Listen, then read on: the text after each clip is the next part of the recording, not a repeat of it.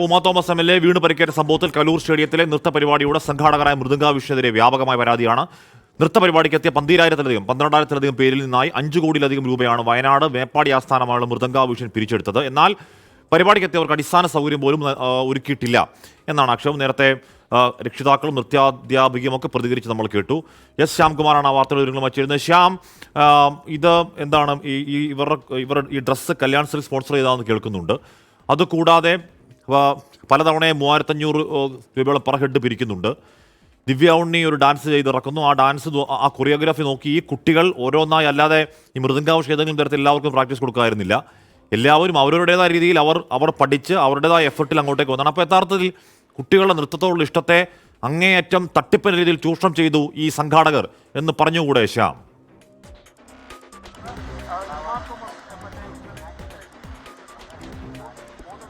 ഹാഷ്മി, ഒട്ടും കുറഞ്ഞു പോകില്ല. കാരണം ഈ കുട്ടികളുടെ നൃത്തത്തോടുള്ള ഇഷ്ടത്തെ ചൂഷണം ചെയ്യുക മാത്രമല്ല, അത് സംസ്ഥാന സർക്കാരിന്റെ സഹകരണത്തോടുകൂടി നടത്തുന്ന പരിപാടിയാണെന്ന് പറഞ്ഞ് തെറ്റിദ്ധരിപ്പിക്കുകയും ചെയ്തു. അതിലാണ് ഈ സംഘാടകർ ഏറ്റവും കൂടുതൽ വിജയിച്ചത്. തമിഴ്നാടിന്റെ റെക്കോർഡ് തകർക്കാൻ കേരളം നടത്തുന്ന പരിപാടി എന്നുള്ളതാണ് ഈ രക്ഷിതാക്കളോടും വിവിധ ഡാൻസ് സ്കൂളിൽ നിന്നെത്തിയ കുട്ടികളോടും ഇവർ പറഞ്ഞിരുന്നത്. 3,500 മുതൽ 5,000 രൂപ വരെ, അത് പലരിൽ നിന്നും പല രീതിയിലാണ് ഈ പണം പിരിച്ചത് എന്ന് കുട്ടികളുടെ രക്ഷിതാക്കൾ തന്നെ പറയുന്നുണ്ട്. അങ്ങനെ പണം നൽകി അവിടെ വന്ന കുട്ടികളുടെ രക്ഷിതാക്കൾക്ക് ആ സ്റ്റാൻഡിൽ ഇരിക്കാനായിട്ട് 2 തരത്തിലുള്ള ടിക്കറ്റുകൾ ഏർപ്പെടുത്തി. 149 രൂപയുടെയും 299 രൂപയുടെയും. അവിടെയും പണപ്പിരിവ് നടത്തിയിട്ടാണ് ഇവരെ അതിന്റെ അകത്തേക്ക് കയറ്റിയത്. ദിവ്യ ഉണ്ണിയുടെ പേര് പറഞ്ഞ് പണപ്പിരിവ് നടത്തി എന്നുള്ളത് അവിടെ ആരോപണം ഉയർന്നിട്ടുണ്ട്. ഏതായാലും ഈ വിഷയങ്ങളെല്ലാം പോലീസ് അന്വേഷിക്കുന്നുണ്ട്. ഒരു പരിധിക്കപ്പുറത്തേക്ക് കുട്ടികളെ ചൂഷണം ചെയ്യുകയും പണപ്പിരിവ് മാത്രമായിരുന്നു ഈ സംഘാടകരുടെ പ്രധാന ലക്ഷ്യമെന്ന് ഇതിൽ നിന്ന് തന്നെ മനസ്സിലായിട്ടുണ്ട്. 12,000 കുട്ടികളിൽ നിന്നാണ് 3,500 മുതൽ 5,000 രൂപ വരെ പിരിച്ചെടുത്തത് എന്നുള്ളതാണ് ഏറ്റവും ശ്രദ്ധേയമായ കാര്യം. പക്ഷേ അപ്പോഴും ഈ സംഘാടകർ പറയുന്നത് എല്ലാവിധ അനുമതികളും കിട്ടി എന്നുള്ളത് ആവർത്തിച്ചുകൊണ്ടിരിക്കുകയാണ്. ഏതായാലും ഈ സംഘാടകർക്കെതിരായിട്ട് നിലവിലെടുത്തിരിക്കുന്ന കേസുകളിലെ വകുപ്പുകൾ ഉൾപ്പെടെ മാറാൻ സാധ്യതയുണ്ട്. കുട്ടികളുടെ രക്ഷിതാക്കൾ നൽകുന്ന പരാതി വരുമ്പോൾ അതൊരു പക്ഷേ സാമ്പത്തിക തട്ടിപ്പിനും ചതിക്കും വഞ്ചനയ്ക്കും ഒക്കെ കേസ് വരാൻ സാധ്യതയുണ്ട്. അതിനപ്പുറത്തേക്ക് സംസ്ഥാന സർക്കാരിന്റെ സഹകരണത്തോടെ നടത്തിയ പരിപാടി എന്ന പേരിൽ വിദ്യാർത്ഥികളെ പറ്റിക്കാനുള്ള ഒരു ഇടപെടലിനെതിരെയുള്ള പരാതികൾ ഉയരുന്നുണ്ട്. അതിലും തുടർ നടപടി ഉണ്ടാകുമെന്നുള്ളത് തന്നെയാണ് നേരത്തെ മന്ത്രി രാജീവ് ഉൾപ്പെടെ പറഞ്ഞത്. ഏതായാലും ഈ സംഘാടകർക്കെതിരെ കൂടുതൽ നടപടികൾ ഉണ്ടാകും. ദിവ്യ ഉണ്ണിയുടെ പേരുൾപ്പെടെ ദുരുപയോഗം ചെയ്തതിൽ നടപടി ഉണ്ടാകും. ഒരുപക്ഷെ ഈ സിനിമാ നടിമാരിൽ ചിലരും ഈ പ്രതിപട്ടികയിലേക്ക് വരുമെന്നുള്ള സൂചന കൂടി നൽകുന്നുണ്ട്. കാരണം ഇവരുടെ പേര് പറഞ്ഞാണ് ഈ കുട്ടികളെ കൊണ്ടുവന്നത്. ഇവരെ കാണിച്ചുകൊണ്ട് ഒപ്പം നൃത്തം ചെയ്താൽ ഒരു ഗിന്നസ് റെക്കോർഡ് സർട്ടിഫിക്കറ്റ് കയ്യിലിരിക്കുമെന്നുള്ള പറഞ്ഞാണ് ഈ കുട്ടികളെ പറ്റിച്ചുകൊണ്ടുവന്നത്. അവിടെ എത്തിയ ശേഷവും ഈ പണപ്പിരിവ് നടത്തിയെന്നുള്ളത് വളരെ വ്യക്തമായി കുട്ടികളുടെ രക്ഷിതാക്കൾ ഉൾപ്പെടെ പറയുന്നുണ്ട്. ഏകദേശം കോടികളാണ് അവിടെ നിന്ന് പിരിച്ചെടുത്തത് എന്നുള്ള കണക്കുകൾ പുറത്തു വരുന്നു. ഏതായാലും ഗൗരവകരമായ അന്വേഷണം തന്നെ ഉണ്ടാകണം. പ്രത്യേകിച്ച് സംസ്ഥാന സർക്കാരിന്റെ പേര് പറഞ്ഞ് നടത്തിയ ഒരു തട്ടിപ്പായി ഈ പരിപാടി മാറി എന്നുള്ള വെളിപ്പെടുത്തൽ വരുന്ന പശ്ചാത്തലത്തിൽ കൂടി നമുക്ക് ജസ്റ്റ് കണക്ക് നോക്കിയാൽ തന്നെ 12,000 ഇൻറ്റു 3,500 കൂട്ടിയാൽ 4,20,00,000 മുകളിൽ വരുന്നുണ്ട്. അവിടെ തന്നെ 5 കോടിക്ക് അടുത്തായി.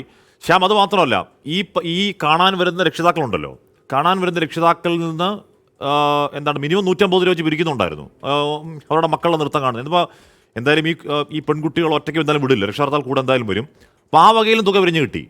തുക പരമാവധി അവരുടെ ഖജനാവിലേക്ക് കോടികൾ വാരി കൂട്ടിയിട്ട് പച്ചവെള്ളം കൊടുത്തില്ല എന്നാണ് പറയുന്നത്. കുടിവെള്ളം അകത്തോട്ട് കൊണ്ടുപോകാൻ സംഭവിച്ചില്ല. ഈ നട്ടപ്പൊരി വെയിലത്ത് ഏതെങ്കിലും ഒരു കൂര പോലെ ഒരുക്കാതെ കുട്ടികളെ കഷ്ടപ്പെടുത്തി എന്നും ഈ രക്ഷിതാക്കൾ പറയുന്നുണ്ട്. അപ്പോൾ അക്രമം കാണിച്ചോർ ശ്യാം, അതിൻ്റെ കൂടെ ഉണ്ടായ അപകടവും.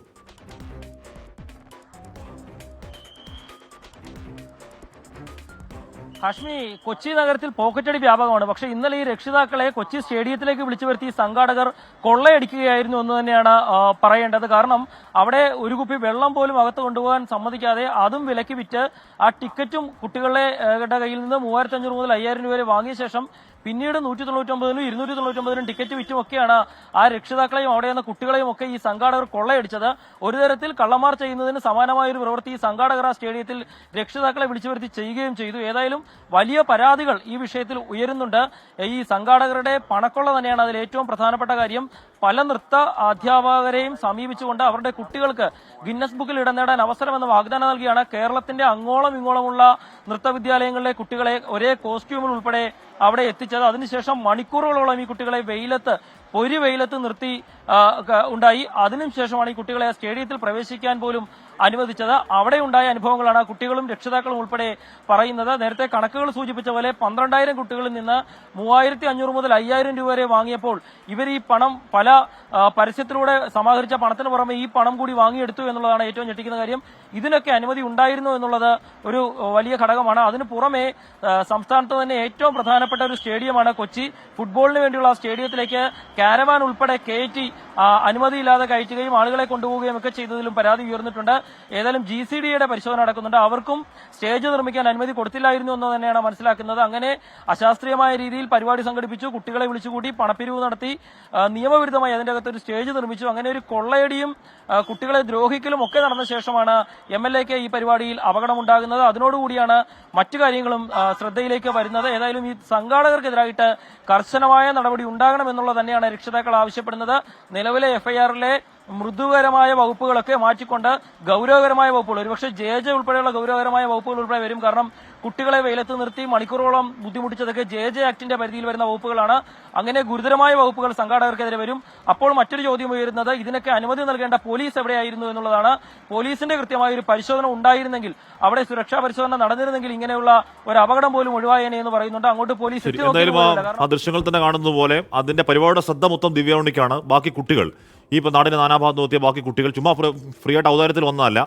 3,500 രൂപ കൊടുത്ത് വന്ന കുട്ടികൾ ബാക്കിൽ കോറസ് കളിക്കും പോലെ ആരാലും ശ്രദ്ധിക്കപ്പെടാതെ നിന്ന് കളിക്കാൻ വിധിക്കപ്പെട്ട കുറച്ച് കുട്ടികൾ.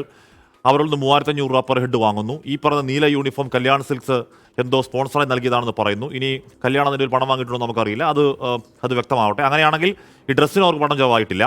3,500 പെർ ഹെഡ്.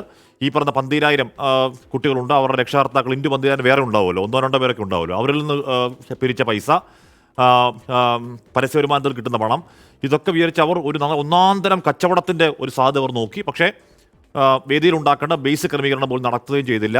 നാടിൻ്റെ MLA അവിടെ നിന്ന് വീണ് അതിഗുരുതരമായി പരിക്കേറ്റ് ICU വെന്റിലേറ്റർ ചികിത്സയിലുമാണ്. എന്ത് കഷ്ടമാണ്.